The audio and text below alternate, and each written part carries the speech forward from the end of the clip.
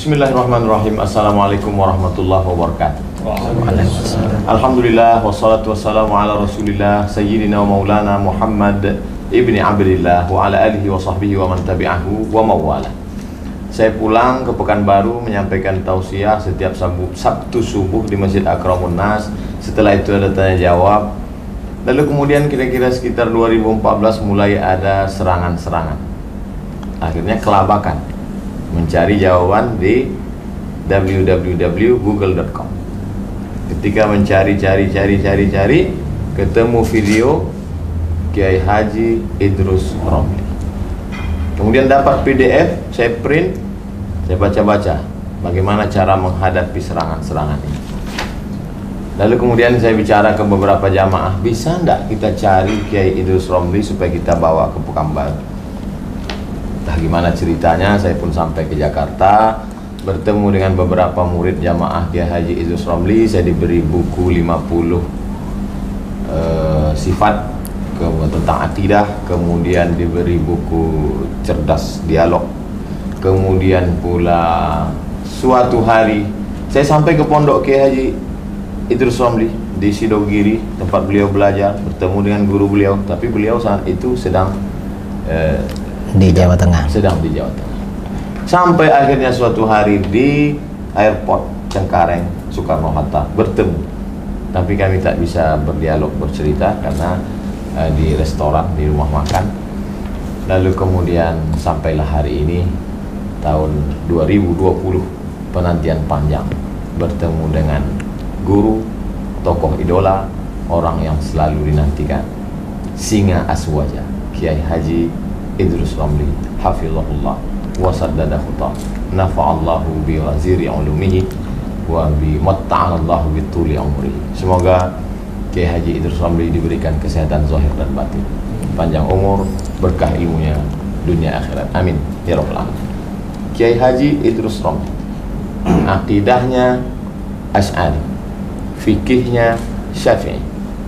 Begitu dulu tuan-tuan guru kita mengajarkan, akidah Asy'ari, fikih Syafi'i. Tapi sekarang ternyata digugat, fikihnya Syafi'i kok akidahnya lompat ke Asy'ari, fikihnya yang mesti Syafi'i juga. Gimana tuh Kiai? Assalamualaikum warahmatullahi wabarakatuh. Waalaikumsalam warahmatullahi wabarakatuh. Nervous. Sehat Kiai? Alhamdulillah. Gimana kita menghadapi orang yang menggugat kita, akidahnya kok Asy'ari, mestinya akidahnya ya Syafi'i juga, gitu. Gimana Kiai? Dalam masalah ini, Imam Asy'ari itu tidak membuat akidah untuk menyaingi Imam Syafi'i, sama sekali tidak.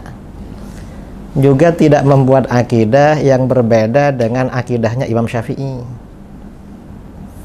Imam Asy'ari dan Imam Al-Maturidi, kata para ulama, seperti disebutkan oleh Syed Murtadha Az-Zabidi dalam kitab Ithafus Sadah Al-Muttaqin, Syarah Ihya Ulumuddin, Imam Asy'ari dan Imam Maturidi itu tidak memunculkan pendapat baru, tidak membuat mazhab baru di dalam akidah.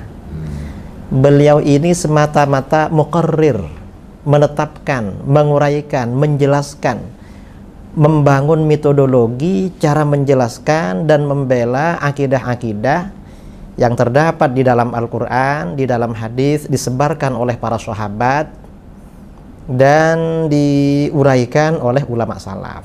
Itu Imam Asy'ari. Jadi ya, kalau kita ini ikut Ahlus Sunnah wal Jamaah, fikihnya ya Syafi'i, akidahnya Asy'ari. Mengapa? Imam Syafi'i ini memang fokus menjelaskan fikih. Karenanya beliau punya kitab Ar-Risalah Usul Fikih, spesialisasi. Jadi metodologi di dalam ijtihad fikhi itu Ar-Risalah. Imam Asy'ari membangun metodologi di dalam ilmu akidah. Dan setelah Imam Asy'ari ini muncul, apa yang terjadi? Mayoritas ulama dari pengikut Syafi'i, pengikut Maliki, kemudian sebagian dari Hanafi, sebagian Hambali ikut Asy'ari.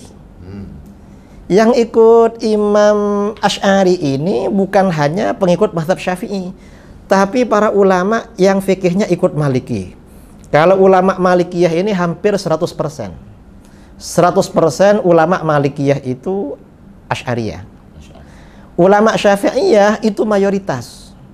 Ada sebagian yang terpapar tajsim itu ada. Dari Syafi'iyah. Dari Syafi'iyah. Sebagian yang terpengaruh tajsim itu ada, tapi mayoritas Syafi'iyah. Loh, guru-guru kita ikut Imam Asy'ari, kok kita disuruh ikut Imam Syafi'i? Lah, Imam Syafi'i nggak punya kitab akidah, nggak punya. Dan akidahnya Imam Syafi'i, akidahnya Imam Maliki, akidahnya imam-imam yang lain itu sudah dipaparkan oleh dua imam, Abu Mansur Al-Maturidi dan Imam Abul Hasan Al-Asy'ari. Ya sudah, selesai. Ini saya kira simpel ini, tidak perlu repot-repot masih meneliti lagi. Sebetulnya Kiai, akidah Imam Syafi'i dalam masalah sifat khabariyah itu bagaimana? Tafwid atau ta'wil atau? Yang jelas di kalangan ulama salaf ya, di dalam muamalah berinteraksi dengan nusus itu ada yang takwil, ya, ada yang tafwid. Jadi takwil itu bukan buatan Asy'ari. Loh, takwil itu yang jelas bukan dari Asy'ari, tapi itu berlaku sejak masa sahabat. Sebagian sahabat itu sudah melakukan takwil. Kemudian setelah generasi sahabat itu habis, ulama tabi'in, murid-muridnya Ibnu Abbas, murid-muridnya Ibnu Mas'ud, itu semakin ramai yang takwil. Ke belakang tambah banyak yang takwil. Loh, Imam Syafi'i itu bukan hal zahir. Gak mungkin beliau tidak takwil. Jadi karena beliau bukan zahiriyah. Kalau diringkaskan, salaf, generasi salaf itu berapa, Kiai? Takwil, tafwid. Kalau generasi salaf yang soleh, di dalam berinteraksi dengan ayat-ayat mutasyabihat atau hadis-hadis mutasyabihat, itu ada dua pendekatan. Pertama, tafwid. Ya, itu bukan berarti yang takwil tidak ada, karena takwil juga diriwayatkan dari ulama salaf.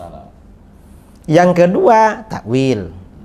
Dan hampir semua ayat-ayat mutasyabihat yang ada ulama salaf yang melakukan takwil. Ada. Dan saya kira Imam Syafi'i gak mungkin anti takwil. Loh, beliau ini coba di fikih-fikihnya kan ditakwil terus. Ketika berijtihad fikih, beliau misalnya ya seperti ini hadis yang dipakai oleh mazhab Hambali, dipakai oleh mazhab Hambali dan diikuti oleh orang-orang Wahabi atau Salafi di Indonesia.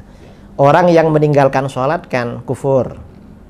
Jadi bainal kufri wa baina, antara kufurnya dengan iman itu adalah meninggalkan sholat. Imam Syafi'i takwil bahwa orang yang meninggalkan sholat tidak kafir, kecuali kalau meninggalkan sholat itu karena ingkar pada kewajiban sholat, baru kafir. Itu ditakwil hadis-hadis.